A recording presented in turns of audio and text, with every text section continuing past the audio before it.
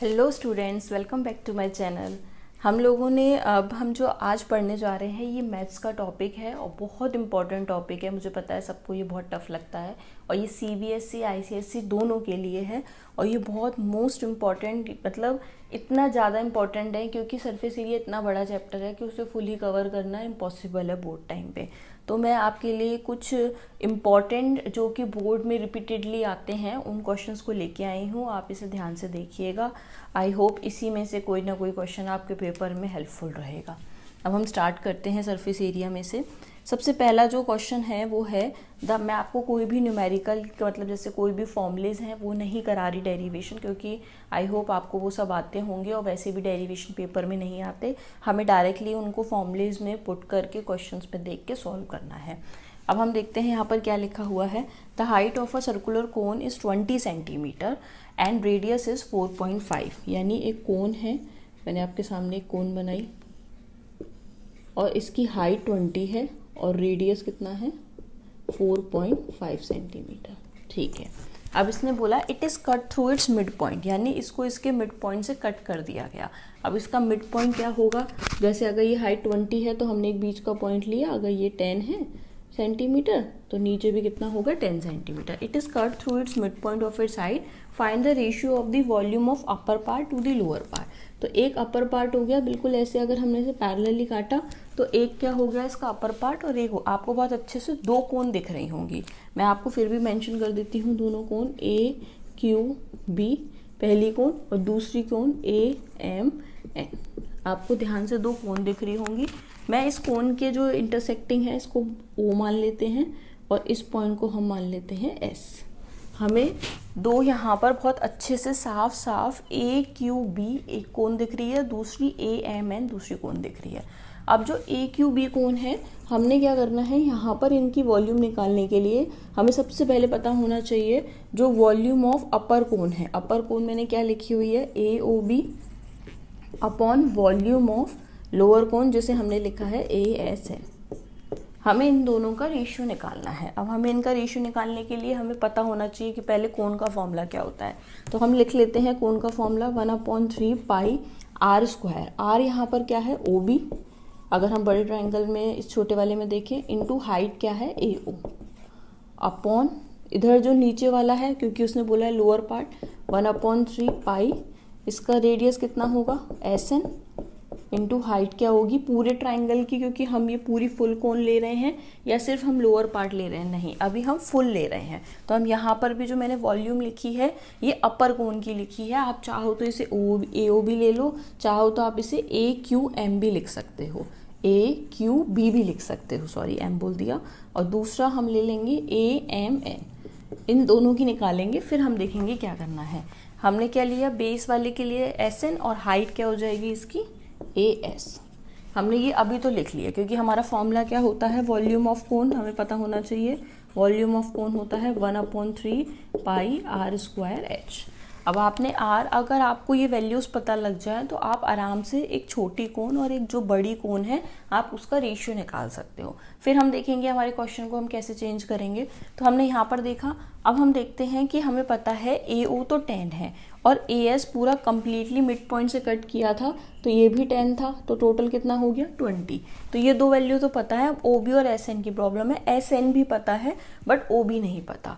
तो अब हम आते हैं अपने एक दूसरा चैप्टर जो है जिसे हमने सिमिलैरिटी नाम से पढ़ा है, हम उसको कॉन्सेप्ट को सीखते हैं। यहाँ पर आपको दो ट्राइंगल दिख रहे हैं, एक ट्राइंगल दिख रहा होगा आपको ए ओ बी और एक दूसरा ट्राइंगल आपको दिख रहा होगा ए एस एन। अगर आपने ए ओ बी और ए एस एन को सिमिलर कर दिया तो आप रेशियो से आराम से ओ बी फाइंड कर सकते हो। अब सिमिलर के लिए क्या होगा, ये 90 होगा ये भी 90 होगा, यानी एंगल ओ और एंगल एस दोनों क्या है 90 डिग्री है।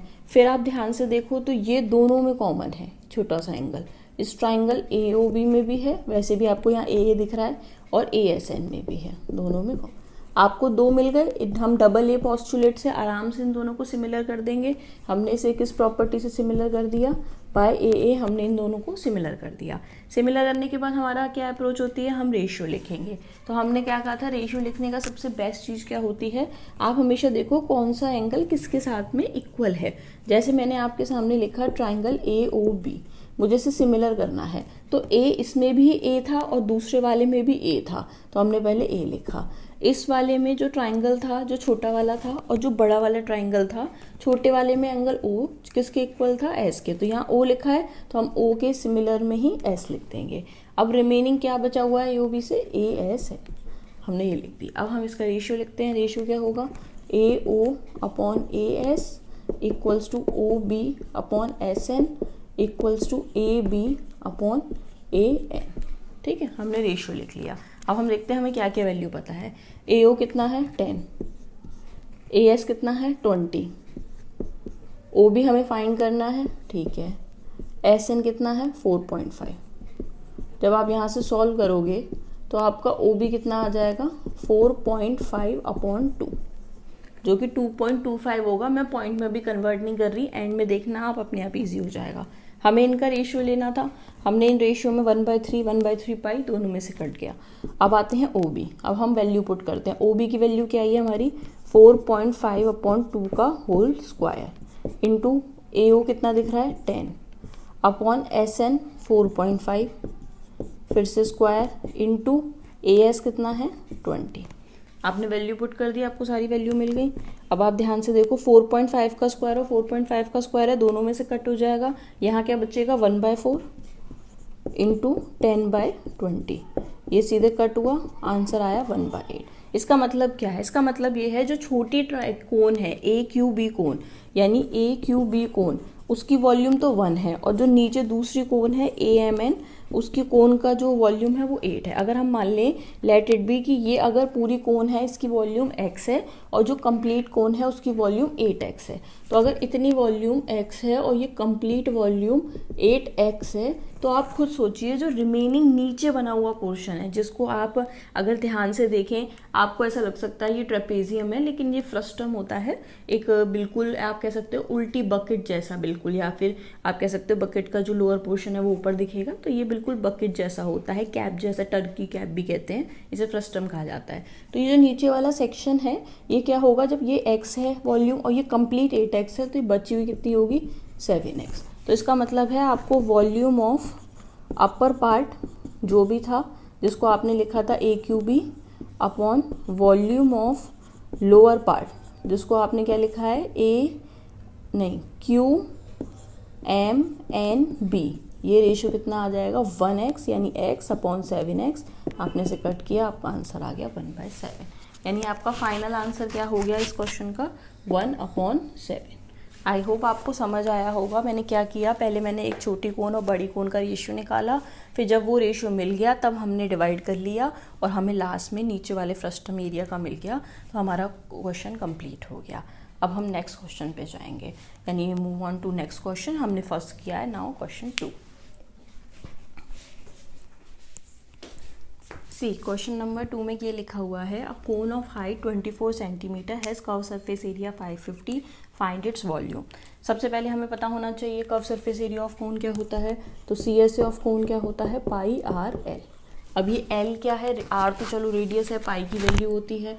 तो जब आप एक कोन बनाते हैं तो कोन में ये तो बेस होता है जिसको आप रेडियस बोलते हो, एक हाइट होती है, और जो इसका हाइपोटेनियस होती है पाइथागोरस थ्योरम से, उसी को हम स्लैंट हाइट कहते हैं, जिसको एल से रिप्रेजेंट करते हैं।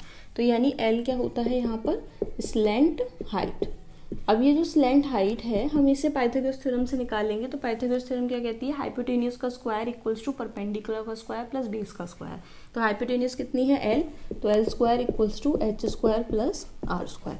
और यहाँ से हम एल की वैल्यू थोड़ी अच्छे से और निकाल लेते हैं टेकिंग रूट, ये हो गई हमारी वैल्यू।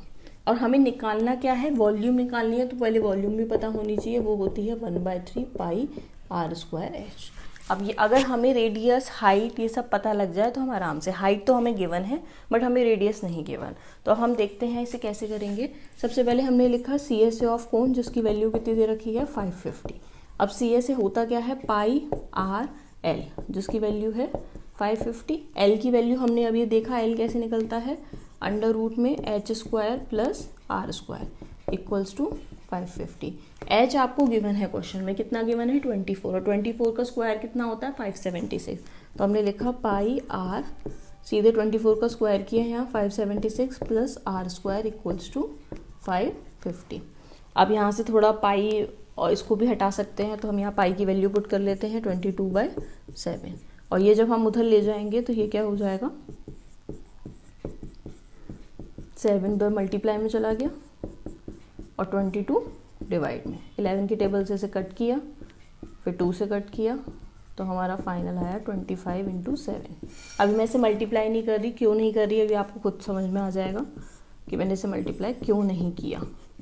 पर अभी भी रूट दिख रहा है, अटपटा सा दिख रहा है, तो हम क्या करते हैं, इस रूट को हटाने के लिए स्क्वायरिंग कर लेते हैं। बोथ साइड स्क्वायरिंग करेंगे तो इधर क्या आ जाएगा, r² और दूसरी साइड ये रूट कट गया जो मल्टीप्लाई में था, और इधर इसका जब होल स्क्वायर करेंगे तो 625 × 49।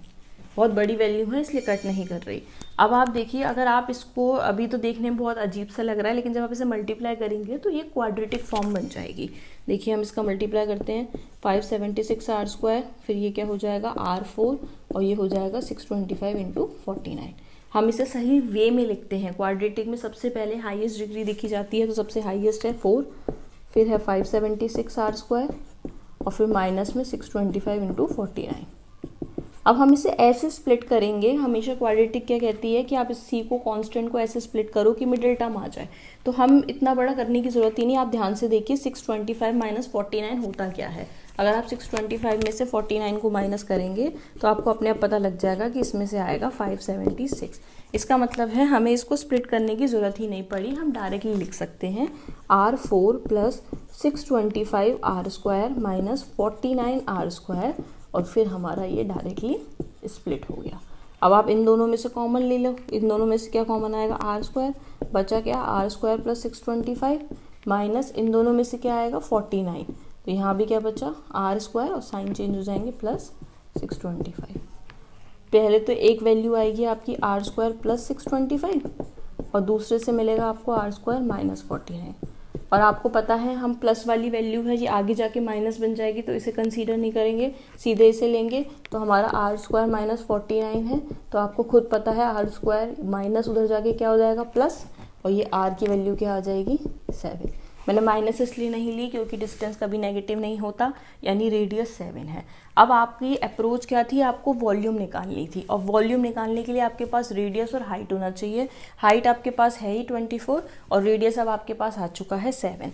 तो आप सीधे वॉल्यूम के फॉर्मूले में से पुट करोगे 1/3 पाई r²h, और हमारे पास वैल्यूज़ हैं ये 1/3, पाई की वैल्यू 22/7, रेडियस लिखा हमने 7 का स्क्वायर 49 और हाइट लिखी 24। अब आराम से आपको दिख रहा है, ये इससे कट गया 7 7 जा, यहाँ इससे कटा 3 8 जा, आपका आ गया 22 × 56। आपको इसको मल्टीप्लाई करना है, 22 × 56 हो गया आपका 11, और ये हो गया आपका 1232 सेंटीमीटर क्यूब। फाइनली आपकी वॉल्यूम आ गई। हमने स्टार्ट यहाँ से किया, इतना इजी नहीं होता, कैलकुलेशन बहुत इंपॉर्टेंट होती है। तो आपको पहले हाइट वैल्यू पुट करी, आप डायरेक्टली मल्टीप्लाई नहीं करेंगे, मल्टीप्लाई किया तो फिर आप उसको स्प्लिट करने में आपको प्रॉब्लम होगी, इसलिए आप इसको इस तरीके से करें तो आपका ये बहुत ईजीली हो जाएगा। Thank you. अब मैं आपको नेक्स्ट क्वेश्चन कराती हूँ, क्वेश्चन 3।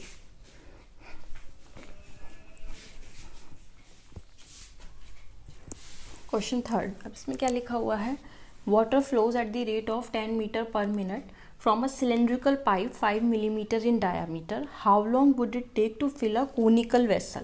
ओके, यहाँ पर ये लिखा हुआ है कि आपके पास एक सिलेंड्रिकल पाइप है जिससे आप एक कोनिकल वेसल को फिल कर रहे हो, और उस वेसल का डायामीटर और डेप्थ आपको दोनों गिवन है। इट मीन्स आपके पास में एक वेसल है जो कि कोनिकल शेप में है, जिसका डायामीटर जो है वो कंप्लीट 40 सेंटीमीटर दे रखा है, और जो डेप्थ है वो कितनी दे रखी है, 24 सेंटीमीटर। इसे फिल किया जा रहा है एक सिलेंड्रिकल वेसल से, यानी सिलेंड्रिकल वेसल में से वाटर जो है इसमें फिल किया जा रहा है, और कितने टाइम से किया जा रहा है वो एक मेंशन है, यानी एक स्पीड मेंशन है 10 metre per minute, 10 metre per minute. इस स्पीड से इसमें पानी फिल हो रहा है।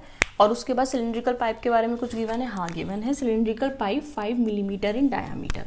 तो इस पाइप का जो डायामीटर है वो दे रखा है 5 मिलीमीटर। सबसे पहली चीज़ तो यूनिट्स ही बिल्कुल डिफरेंट है, यहाँ सेंटीमीटर है या मिलीमीटर है या मीटर। हमारा सबसे पहली अप्रोच होती है जब हम सरफेस एरिया का क्वेश्चन करते हैं, हमें यूनिट पे सबसे पहले ध्यान देना होता है। अब हम उससे पहले यहाँ पर इन्हें कन्वर्ट करें, पहले हमें ये समझना है कह क्या रहा है कि एक सिलेंड्रिकल पाइप है, उस पाइप से पानी को फिल किया जा रहा है, और किस में फिल किया जा रहा है, एक वेसल में जो कि कोन शेप में है।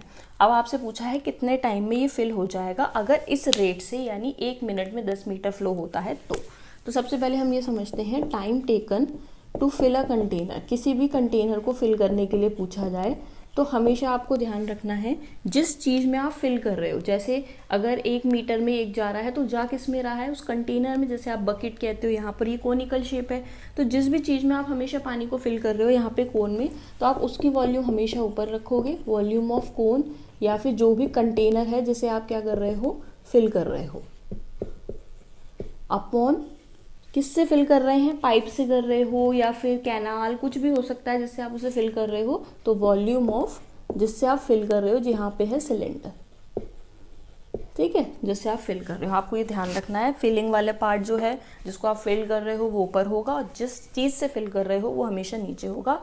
अगर आप उन दोनों की वॉल्यूम को डिवाइड कर दो तो आपको आराम से पता लग जाता है कितने टाइम में वो पानी भरेगा। लेकिन यहाँ प्रॉब्लम ये है कि यूनिट्स अलग है, तो हम थोड़ा सा इसे कन्वर्जन करते हैं। यहाँ लिखा हुआ है रेडियस ऑफ सिलेंडर।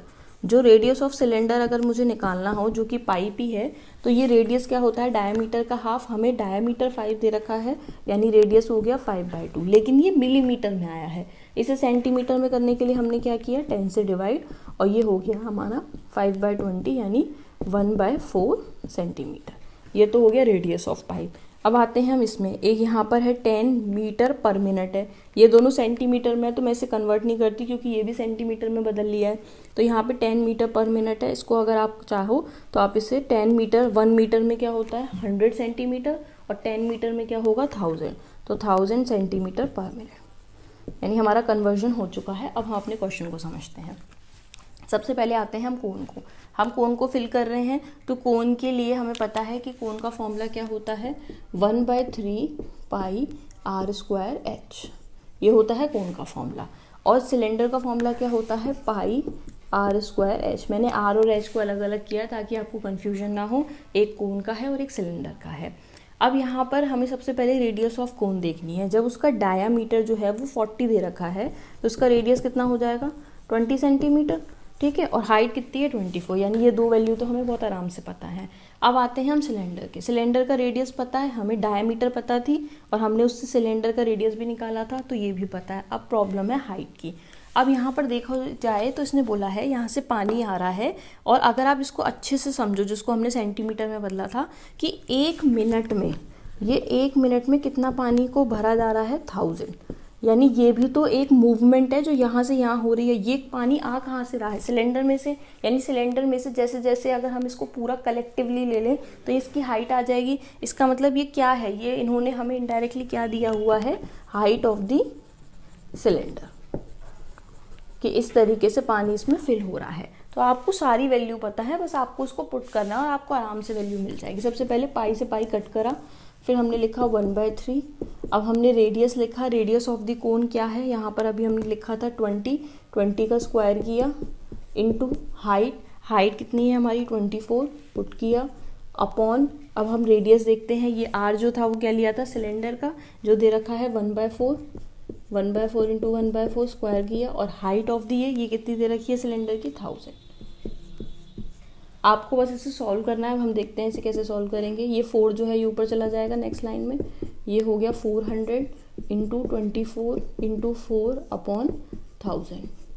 ये 12 तो कट हुआ, 3 के टेबल से ये कट हो गया, 3 8 जा, ये हो गया 4 8 16/10, और इसे कट कर लेते हैं 64/5, और आप इसको जहाँ से पॉइंट्स में वैल्यू निकाल लिए, 5 हो गया 12.8। नियरली आप कह सकते हो कि 12 मिनट, क्योंकि आपने मिनट में लिया था 12 मिनट, और आप इसको अगर कन्वर्ट करोगे 8 है तो आप इसको 8 अपॉन, या आप फ्रैक्शन में लिख सकते हो, कि आप इसे ऐसे भी लिख सकते थे फ्रैक्शन में। अगर आपको ऐसे प्रॉब्लम होती है तो आप सीधे से लिख सकते हो 5 से हो गया, फिर यहाँ पर आपका कितना आ गया 2 4/5, तो ये तो 12 आ गया और 12 मिनट है, और यहाँ पर 4 इंटू आप 60 कर लोगे। ज़रा हम चेक करते हैं हमने कोई कुछ गड़बड़ ना करी हो।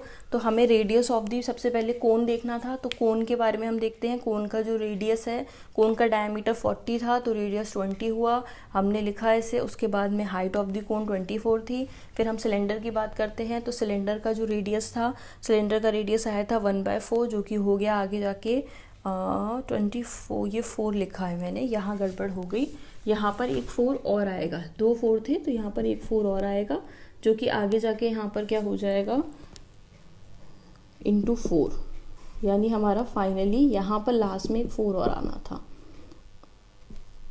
256/5। तो यहाँ से अगर हम इसको सॉल्व करें तो ये आ जाएगा 51 ओके, यानी 51 मिनट, और यहाँ पर आपका आ जाएगा 12 सेकेंड। अब आप पूछोगे मैंने कैसे लिख दिया 51 मिनट 12 सेकेंड। आप देखो ये तो 51 मिनट है, 1/5 है, इसे सेकंड में बदलने के लिए हम क्या करेंगे इंटू 60, और जब आप इससे रिड्यूस करोगे तो ये कितना आ जाएगा 12, यानी इसका आंसर है 51 मिनट 12 सेकेंड। हमेशा हमें ये चीज़ याद रखनी है, कोई भी शेप बदल सकती है, लेकिन आप जिसको फिल कर रहे हो कंटेनर को, वो वॉल्यूम अपॉन जिससे फिल कर रहे हो आप उसकी वॉल्यूम लिखोगे। मेन कैलकुलेशन का था, जैसे यहाँ 4 की गड़बड़ हुई है, ऐसी गलती नहीं करनी है। अब हम लोग करेंगे next question, question number 4। Question 4 में लिखा है a well with 10 metre inside a diameter is dug 14 metre deep, earth taken out of it spread all around to a width of 5 metre. Okay, अब यहाँ पर क्या लिखा हुआ है, एक वेल है, मान लेते हैं ये एक वेल है। इस वेल में वेल अब आपको इतना तो नोन होना चाहिए कि आपको यहाँ सिलेंडर नहीं लिखा, आपको पता होना चाहिए कि एक वेल जो है वो जनरली किस शेप में होता है, सिलेंड्रिकल शेप में होता है, वरना रेक्टेंगल और इसमें तो पॉन्ड्स कंसीडर हो जाएगा। अब एक वेल है जिसका जो डायमीटर है वो 10 है, इसका मतलब उसका रेडियस कितना हो गया 5 मीटर।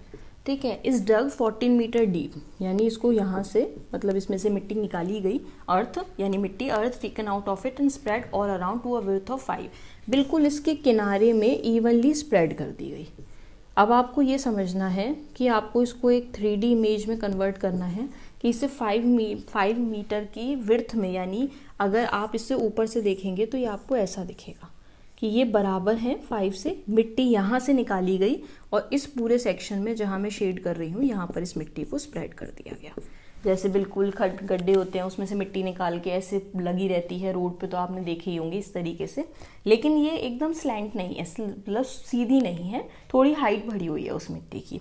तो उसने पूछा है वो जो एम्बैंकमेंट बना है कितनी हाइट का बना है, यानी अगर आप ध्यान से देखें तो यहाँ पर जो आप इसको, मैं आपको उसका ऊपर का सेक्शन जो दिखा रही हूँ, इस सेक्शन के हिसाब से यहाँ पर इसकी जो हाइट है ये एक सिलेंडर ही बना हुआ है, क्योंकि एक हॉलो सिलेंडर होता है कि जब इसमें आपके पास एक अंदर सिलेंडर है और उसके बाहर भी एक सिलेंडर हो, इस टाइप के सिलेंडर को क्या बोलते हैं हम, हॉलो सिलेंडर। यानी एक तरीके से जब आपने उस मिट्टी को निकाला तो उससे एक हॉलो सिलेंडर बना, और वो हॉलो सिलेंडर में जो एम्बैंकमेंट बना है हमें सिर्फ उसकी हाइट बतानी है कि वो मिट्टी कितनी ऊंची तक रेस हुई है। तो अब आपको ये समझ में आ गया। तो अब आप देखिए, जब आपने यहाँ से मिट्टी निकाली तो वही मिट्टी बाहर साइड में डिपॉजिट हुई है अर्थ, इसका मतलब जितनी वॉल्यूम वेल में से निकाली गई होगी मिट्टी की, उतनी ही वॉल्यूम बाहर डिपॉजिट हुई होगी। यानी हम कह सकते हैं जो वॉल्यूम ऑफ वेल है वही वॉल्यूम ऑफ एम्बैंकमेंट होगी। ठीक है, यानी एम्बैंकमेंट की वॉल्यूम भी उतनी ही होगी जितनी वेल की होगी। अब वेल जो है वो क्या था, सिलेंडर, और जो एम्बैंकमेंट बनेगा वो क्या बनेगा, हॉलो सिलेंडर। ठीक है, तो अब हमें पहले दोनों के फॉर्मूले आने चाहिए, तो हम सिलेंडर का देखते हैं। सिलेंडर का फॉर्मूला क्या होता है, पाई r²h। और एम्बैंकमेंट है तो एम्बैंकमेंट हॉलो है, हॉलो में क्या होता है, एक बाहर रेडियस होता है जिसे आप एक्सटर्नल रेडियस कहते हो, यानी यहाँ से यहाँ तक की दूरी, और एक इंटरनल रेडियस भी होता है। इसका फॉर्मूला क्या होता है, पाई R² minus small r² into H. मैंने वैल्यूज़ अलग अलग क्यों लिखी हैं ताकि आपको प्रॉब्लम ना हो। और ये जो स्मॉल r है ये एक्चुअल में इस वेल का ही है, इसलिए इसे स्मॉल r से रिप्रेजेंट किया है। हम इसको इतने कॉम्प्लिकेटेड वे में सॉल्व नहीं करेंगे, हम पाई से पाई को कट करते हैं सबसे पहले। अभी हम वैल्यू पुट ना करके हम अपनी कुछ आइडेंटिटीज़ का यूज़ करते हैं। यहाँ क्या लिखा हुआ है, a² माइनस b², तो आप सीधे से a प्लस बी और a माइनस बी भी लिख सकते थे, और h हमें फाइंड क्या करना है, यही h फाइंड करना है एम्बैंकमेंट का। तो रेडियस देखते हैं पहले, सिलेंडर का रेडियस कितना है 5 का स्क्वायर हो गया 25, हाइट कितनी दे रखी है 14।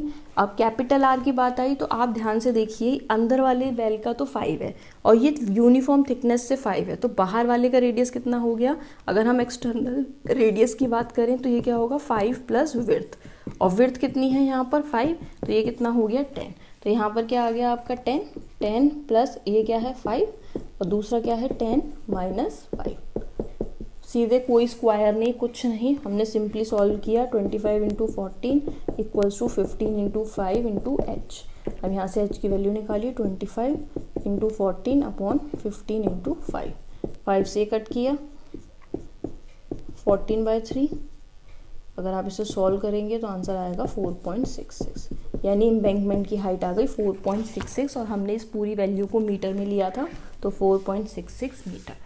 तो आपने यहाँ पर देखा जो वेल निकाली थी उससे एक एम्बैंकमेंट बना। वो एम्बैंकमेंट जो है वो आपको सड़क के ऊपर जो दिखता है वही है, वो एक हॉलो सिलेंडर होता है क्योंकि वो मिट्टी दोबारा वेल में तो जाएगी नहीं, वो साइड में किनारों में रहेगी। तो किनारों में रहने के लिए आपको बड़े वाले जो वॉल्यूम है जो सिलेंडर की, उसमें से हमने छोटी वॉल्यूम को माइनस कर दिया। आई होप आपको ये समझ में आया। अब हम करते हैं नेक्स्ट क्वेश्चन। हमने 4 क्वेश्चन कर लिए हैं। अगर अभी भी आपने चैनल को सब्सक्राइब नहीं करा तो सब्सक्राइब करिए, क्योंकि आगे जो क्वेश्चंस आएंगे वो भी इम्पॉर्टेंट हैं और ये आपको बहुत ध्यान से देखने हैं।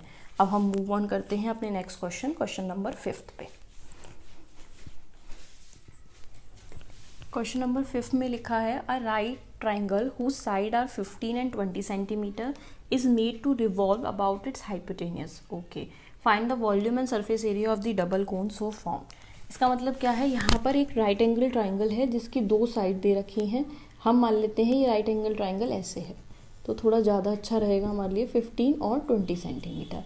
इसको रिवॉल्व अराउंड हाइपोटेन्यूस किया गया है। हाइपोटेन्यूस क्या होती है, जो 90 के सामने होती है, यानी इस साइड से इसको रिवॉल्व किया जा रहा है, जिससे 2 कोन बन रही हैं। आपको उन दोनों कोन को वॉल्यूम भी बताना है और सरफेस एरिया भी।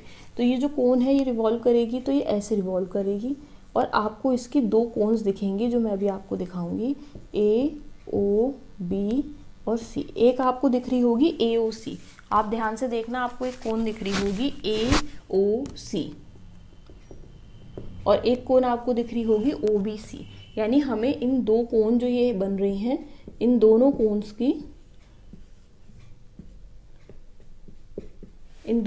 की हमें वॉल्यूम फाइंड करनी है। तो हम देखते हैं कि हमारा ट्राइंगल, हमने स्टार्ट ट्राइंगल से किया था, ट्राइंगल एओबी, जिसकी हमें 2 साइड गिवन थी। तो हम पाइथागोरस थ्योरम से उसकी रिमेनिंग साइड निकाल लेते हैं। हमें ट्राइंगल दिख रहा है एओबी, हमने क्या किया, सबसे पहले ए बी निकाला। ए बी स्क्वायर किसके इक्वल होगा, A O square plus O B square. तो हमने यहाँ पर किया 15 का स्क्वायर किया जो कि ए ओ है, और ओ बी क्या है 20 का स्क्वायर, यानी ये हो गया 225 प्लस 400 625, यानी ए बी आ गया हमारा 25। चलो हमें ए बी तो मिल गया, लेकिन ए बी से काम नहीं चलेगा, हमें वॉल्यूम निकालनी है। तो हमें अगर ध्यान से देखें तो ये कोन जो दिख रही है ए ओ सी, इसका यही रेडियस होगा और ऐसे हाइट होगी। यानी आपको ये जो इंटरसेक्टिंग पॉइंट है, मैं पी मान लूँ, मुझे ए पी पता होना चाहिए और पी बी भी पता होना चाहिए। पूरा ए बी से काम नहीं चलने वाला। और ऐसे ही ओ पी जो है वो इस साइड भी कोन का रेडियस है, और अगर आप दूसरी साइड देखोगे तो उस साइड भी यही रेडियस है। तो आपको ओ पी भी पता होना चाहिए। तो हम सबसे पहले देखते हैं कि हमें ए बी जो है उसको हम स्प्लिट कैसे करें। स्प्लिट करने से पहले आप देखिए, आपको एक ट्राइंगल दे रखा है, राइट एंगल ट्राइंगल, और उसका एरिया होता है 1/2 बेस इंटू हाइट। तो आप इस ट्राइंगल को अगर ऐसे देखते हैं, यानी ए ओ को बेस मान के अगर आप एरिया निकालोगे 2 तरीके से, किसका, ट्राइंगल का, ए ओ बी का। अगर आप ए ओ को बेस लेते हो तो आप लिखोगे 1/2 ए ओ इंटू हाइट कितनी हो जाएगी ओ बी। अगर आप ए बी को बेस लेते हो तो आप हाइट क्या लोगे, ओ पी। तो 1/2, अगर हम डायरेक्टली ऐसे ट्राइंगल देख लें तो हम बेस किसको ले लेंगे, ए बी को, और हाइट कितनी हो जाएगी हमारी ओ पी। ठीक है, अब हमने इस हाफ से हाफ रिड्यूस किया। ए ओ कितना है हमारा 15, ओ बी कितना है हमारे पास 20, ए बी अभी हमने निकाला है, हमारे पास कितना है 25, और हमने यहाँ से ओ पी निकाल लिया। ओ पी कितना आएगा 15 इंटू 20/25, 5 के टेबल से इसे रिड्यूस किया, यानी ओ पी आ गया हमारा 12। अब हमें ओ पी मिल गया। ओ पी था क्या, अगर आप ध्यान से देखो तो इस ट्राइंगल में इसका भी रेडियस था, इसका भी, यानी जो 2 कोन्स बन रही हैं, हमें दोनों कोन का रेडियस पता लग चुका है, जो कि ओ पी था। हम लिख सकते हैं जो कि आर के इक्वल है, यहाँ तो हो गया। अब आगे बात करते हैं कि हमें AP और PB निकालना है अलग अलग। तो आप देखो यहाँ पर ये जो वैल्यू है ये कितनी निकली है हमारी, मैं इसे थोड़ा अलग से करती हूँ ताकि आपको समझ आ जाए, 12। अब आप ध्यान से देखो, आपको एक ट्राइंगल फिर से दिख रहा होगा AOP। आप ध्यान से देखो, एक ट्राइंगल AOP दिख रहा है जिसमें ये 90 डिग्री है। तो अगर आप इस ट्राइंगल को ध्यान से देखोगे तो ये तो 12 है और ये 15 है, और आपको ये पता करना है, और आपको आराम से पाइथागोरस थ्योरम आती है। तो अगर आप इसको अप्लाई करोगे तो हाइपोटेनियस यहाँ पर कितनी है 15, 15 का स्क्वायर इक्वल्स टू 12 का स्क्वायर प्लस AP का स्क्वायर। तो यहाँ पर 15 का हो गया 225, ये इधर चला गया माइनस 144 इक्वल्स टू AP। यहाँ पर कितना आ जाएगा 81, यानी AP आ गया 9। तो आपको AP भी पता लग गया, यानी AP यहाँ से यहाँ तक कितना है 9 सेंटीमीटर। और ये पूरा AB कितना था 25। तो अगर हमें AP पता लग चुका है 9 सेंटीमीटर, और AB में से अगर हम AP माइनस कर दें तो हमें पता लगेगा PB। ध्यान से देखिए, AB ये कंप्लीट था, ये कंप्लीट कितना था 25 सेंटीमीटर, AP कितना था 9 सेंटीमीटर। तो हमने 25 में से 9 माइनस किया जो कि 60 है, ये आ गया हमारा PB। यानी हमें PB भी मिल चुका है, हमें AB भी मिल चुका है, और हमें रेडियस भी पता लग चुका है। अब हमारा क्वेश्चन शुरू होता है। हमें वॉल्यूम निकालनी थी, तो हमने वॉल्यूम ली 2 कोन की, वॉल्यूम ऑफ डबल कोन। अब डबल कोन में हमारी पहली वॉल्यूम हम लेते हैं कौन से की, AOC वाली को। तो 1/3 पाई, R कितना है OP, R square into height कितनी है AP, प्लस अब उस साइड से लेते हैं 1/3 पाई, R स्क्वायर कितना है OP, और हाइट कितनी है PB। ठीक है, अब हम इसमें से क्या करते हैं, 1/3 OP दोनों में स्क्वायर है, कॉमन है, हमने इसे कॉमन ले लिया। ब्रैकेट में क्या बचा AP प्लस PB। ठीक है, अब AP प्लस PB जो है, अगर आप ध्यान से देखो तो AP प्लस PB हम दोनों ही निकाल चुके हैं वैसे 9 और 16, बट अगर आप इसे नहीं भी निकालते तो भी AB आपको पता थी 25 है। अब आप कहोगे क्यों निकाला, ये हमने इसलिए निकाला क्योंकि हमें सरफेस एरिया भी निकालना है, वहाँ ये हेल्पफुल रहेगा। तो यहाँ पर हमने क्या किया 1/3 पाई लिखा 22/7, OP जो है OP कितना है 12 का स्क्वायर लिखा, और AP इंटू PB कितना है हमारे पास 25। यहाँ पे हमने इसे सॉल्व किया, ये हो जाएगा हमारा 3 से कट, और तो कुछ कट होगा नहीं हमारा यहाँ पे। अब हमें इसे सॉल्व करना पड़ेगा, इसको अभी हम सॉल्व करते हैं। फिर उसके अलावा क्या बोला हुआ है, surface area of the double cone so form. तो सरफेस एरिया कैसे निकालेंगे हम, सरफेस एरिया के लिए भी हमें 2 कोन्स दे रखी हैं, एक कोन ये है, एक कोन, दोनों का कर्व सरफेस एरिया लेना है। पहली कोन के लिए लेंगे तो पाई R कितना था हमारा 12, पाई R L1 कितना है हमारा 15, और दूसरी साइड में देखेंगे R तो यही है लेकिन L2 अलग गया, पाई R और L2। दोनों में से कॉमन ले लेते हैं हम, दोनों में ही R कॉमन है, दोनों ही R कितने हैं 12 हैं। अगर चाहे हम एक साइड कोण देखें AOC, चाहे दूसरी साइड देखें, तो पाई और 12 तो कॉमन आ गया, ब्रैकेट में बचा L1 प्लस L2। तो ये क्या हो गया 12, L1 कितना हो गया 15 प्लस 20, और यहाँ से हमारा दूसरा पार्ट भी सॉल्व हो गया। ये हो गया आपका 35, और ये 75, ये हो जाएगा 12 5 60, 1320, और ये आपका अप्रोक्सीमेटली आएगा शायद 3000 के आसपास। आप इसे चेक करिएगा कि ये कितना आएगा इसको, और मुझे कमेंट करिए कि इसका आंसर क्या आया है कमेंट बॉक्स में। और आपको ये क्वेश्चन समझ आया है तो अब हम करते हैं नेक्स्ट क्वेश्चन। क्वेश्चन 5 के बाद अब हमारा आएगा नेक्स्ट क्वेश्चन 6। क्वेश्चन 6 इसमें लिखा हुआ है height C and V be the height curve surface area and volume of the cone respectively. यानी H से हाइट को बताया है, स्मॉल c से कर्व सरफेस एरिया को, V से वॉल्यूम को। आपको ये स्टेटमेंट दे रखा है, इसके अकॉर्डिंग आपको प्रूव करना है कि क्या ये ज़ीरो होगा कि नहीं। सबसे पहले हम देखते हैं कर्व सरफेस एरिया क्या होता है। कर्व सरफेस एरिया होता है पाई RL, लेकिन हम इसे एल में ना रख के रेडियस और हाइट में ही कन्वर्ट करके रखेंगे। तो हमने यहाँ लिख लेना है एल की जगह पे H square plus R square, क्योंकि आपको पता है एल स्लेंट हाइट होती है और स्लेंट हाइट हाइपोटेन्यूस होती है। तो अगर आपको एक कोन है तो एक कोन की अगर आपको स्लेंट हाइट पता करनी है तो आपके पास में उसकी हाइट भी होनी चाहिए और उसका रेडियस भी होना चाहिए, तब जाके आप उसकी स्लेंट हाइट को पता करते हो। वहाँ तो आपने निकाल लिया। वॉल्यूम क्या होती है? वॉल्यूम होती है 1/3 पाई आर स्क्वायर एच। अब हम इसका यहाँ यूज़ करते हैं, पुट करते हैं और चेक करते हैं। 3 पाई वॉल्यूम की जगह पुट किया, 1/3 पाई आर स्क्वायर एच और एच क्यू।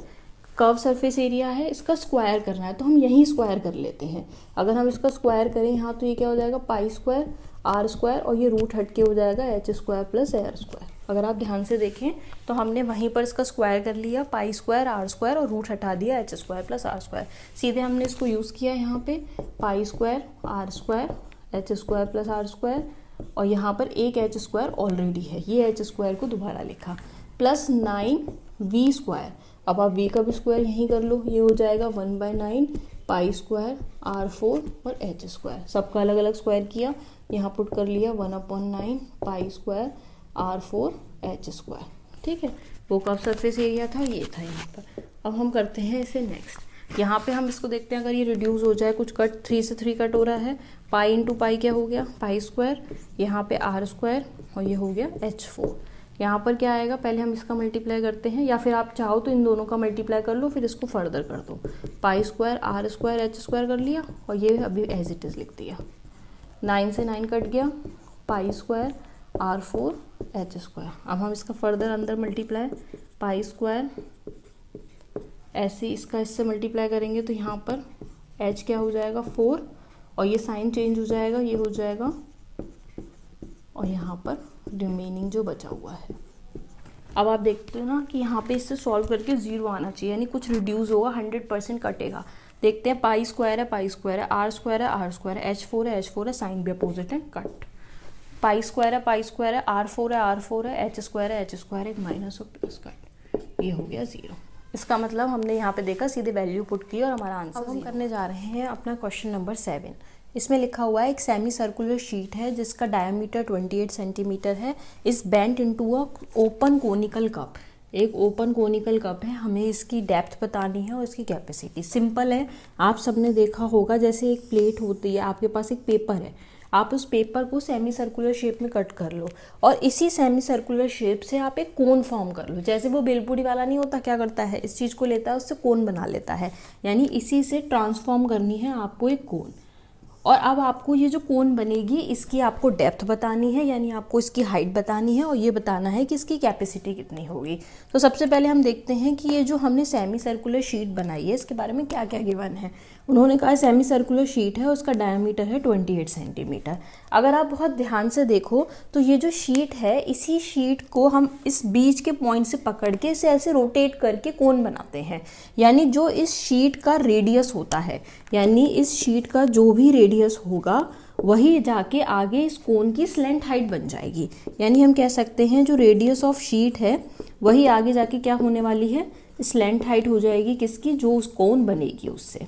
दूसरी चीज़, जो इसका ये है कर्व, जिसको आप पेरीमीटर कहते हो, यानी आप इसे सरकमफ्रेंस कहते हो, जो इस शीट का सरकमफ्रेंस है वही इसका बेस बन जाएगा, क्योंकि जब आप इसे रोटेट करोगे तो ये कहाँ पर आएगा, इसके बेस सेक्शन में। यानी हम कह सकते हैं जो सरकमफ्रेंस होगी किसकी होगी, ये जो शीट की सरकमफ्रेंस है वही आगे जाके सरकमफ्रेंस बन जाएगी किसकी, इस कोन के बेस की। तो अब हम देखते हैं कि जो हमें शीट है इसका रेडियस क्या दे रखा है। जब इसका डायमीटर 28 है तो इसका जो रेडियस होगा वो कितना हो गया, 14 सेंटीमीटर, और स्लैंट हाइट कितनी हो गई, 14। इसका मतलब ये कोन जो है इसकी स्लैंट हाइट हो गई 14 सेंटीमीटर। अब हम देखते हैं जो शीट है इसका सरकमफ्रेंस यानी इसका कॉर्नर क्या होगा। तो वैसे पूरे सर्कल की जो सरकमफ्रेंस होती है वो क्या होती है आपकी 2 पाई आर, लेकिन ये हाफ है तो हम कह सकते हैं इसका क्या हो गया पाई आर, 2 पाई आर का आधा कर दिया। और हम अब बात करते हैं कोन, तो कोन की जो बेस होती है, कोन का बेस क्या होता है, सर्कल होता है, यानी इसका एरिया क्या हो गया 2 पाई आर सरकमफ्रेंस। अब आप पाई से पाई कट कर दो, मैंने दोनों आर अलग अलग रखे हैं, ये आर है शीट के लिए है और ये कैपिटल आर जो है ये कोन के लिए है। अब ये जो आर है शीट का ये कितना है 14, इंटू 2 इंटू आर, यहाँ से आपने आर निकाला, आर आ गया आपका 7, यानी आपको इस कोण का जो रेडियस है वो भी पता लग गया। अब आप आराम से बाय पाइथागोरस थ्योरम आप आराम से इसकी हाइट फाइंड कर सकते हो। आपको पता है कि क्या होता है formula, L square equals to R square plus H square. L क्या होती है, स्लैंट हाइट, जो कितनी दे रखी है 14, हमने लिखा 14 का स्क्वायर, इक्वल्स टू बेस कितना दे रखा है 7, अभी हमने फाइंड किया है 7 का स्क्वायर प्लस एच स्क्वायर, 14 का स्क्वायर माइनस 7 का स्क्वायर इक्वल्स टू एच। 14 का स्क्वायर हो गया 196, चाहो तो आप इसका स्क्वायर करके कर लो, नहीं तो आपको ए स्क्वायर माइनस बी स्क्वायर दिख रहा होगा, आप उससे भी कर सकते हो, ए प्लस बी और दूसरा ए माइनस बी। तो यहाँ से कितना आ जाएगा आपका 21 इंटू 7, और आपको पता है ये 7 3 जा होता है, ये पूरा रूट में आ गया, 7 दो बार है रूट के अंदर, बाहर आ जाएगा 7 रूट 3। चाहो तो आप इसे ऐसे छोड़ दो, बट ये सही नहीं है, हम रूट 3 की वैल्यू पुट कर देंगे 1.732, और इससे आपको हाइट पता लग जाएगी। अभी हम इसे मल्टीप्लाई कर लेंगे। हमें इसके साथ एक और चीज़ पता करनी है, हमें पता करनी है कैपेसिटी ऑफ द कप। तो हम कैपेसिटी ऑफ द कप मतलब वॉल्यूम ऑफ द कोन क्या होता है 1/3 पाई आर स्क्वायर एच। अगर आपको आर पता लग गया हो, एच पता लग जाए तो आराम से हो जाएगा। ध्यान से देखें, कोन का रेडियस हमें पता ही है 7, बस हमें हाइट पता करनी है। पहले हम इसको देखते हैं, अप्रॉक्सीमेटली अगर हम इसको 1.7 भी ले लें तो हमारा यहाँ से जो आंसर आ जाएगा वो कितना आ जाएगा 12.9। ठीक है, हमने अप्रॉक्सीमेट 1.7 लिया है तो हमारा 12.9 है, मैं इसे नियरली मान रही हूँ 13। और अगर आपका 12.9 ही आया तो आप वही लोगे और फिर आप उसे पुट करो तो यहाँ पे क्या आ जाएगा 1/3 पाई हो गया 22/7, रेडियस कितना है 7 यानी 49 इंटू एच कितना हो गया 13, 7 से इसे कट कर दिया यानी ये 154 इंटू 13/3। आप इसे सॉल्व करो और सॉल्व करके अब देखते हैं हम इसका क्या आएगा। 154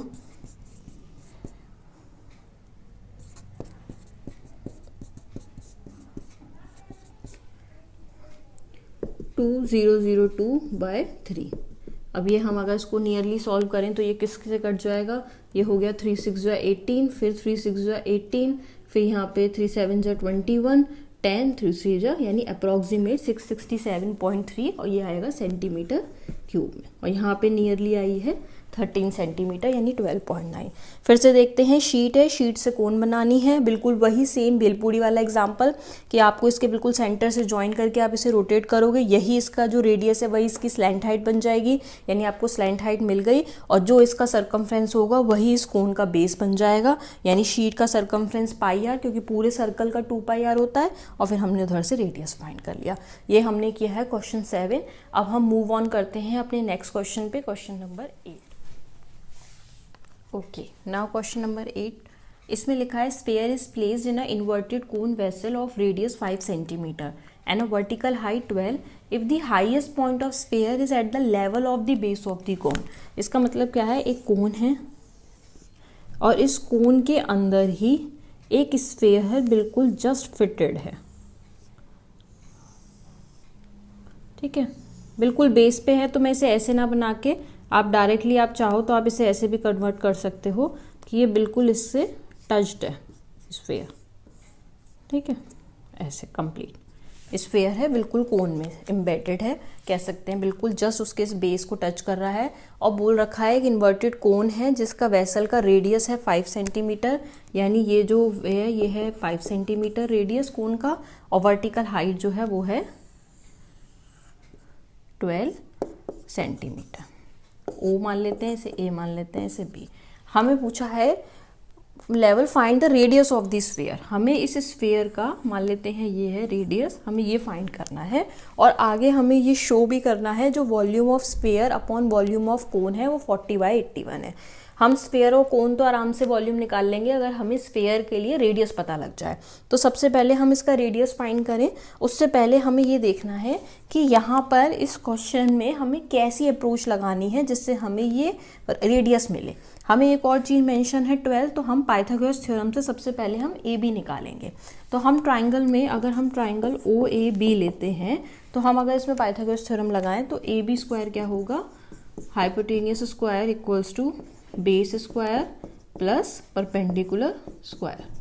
अब ए बी हमें नहीं पता, अब हम लिखते हैं ओ ए स्क्वायर। ओ ए स्क्वायर कितना है 5 का स्क्वायर प्लस ओ बी कितना है 12 का स्क्वायर। कितना आ गया 25 प्लस 144, ये हो गया 169, तो ए बी आ गया हमारा 13, यानी हमें इसकी स्लैंट हाइट पता लग गई जो कि है 13 सेंटीमीटर। अब रेडियस पता करना है तो हम सबसे पहले इसमें क्या करेंगे, हम इसमें लगाएंगे सिमिलैरिटी। सिमिलैरिटी में ये क्या होगा 90 डिग्री, हमें पता ही है कौन 90 डिग्री राइट एंगल है।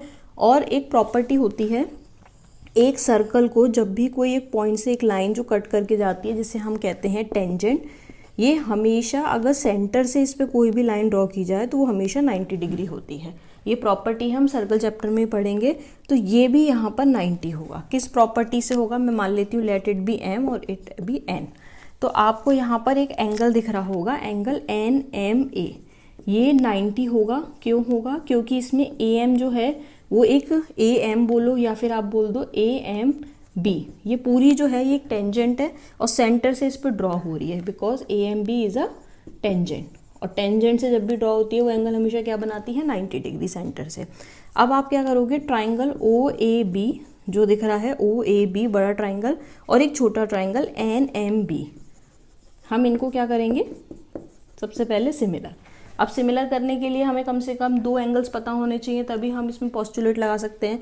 तो यहाँ पे एंगल ओ 90 है और इसमें एंगल एम, तो हम बोल सकते हैं एंगल ओ और एंगल एम ईच जो है वो क्या है 90 डिग्री, सबसे पहली चीज़।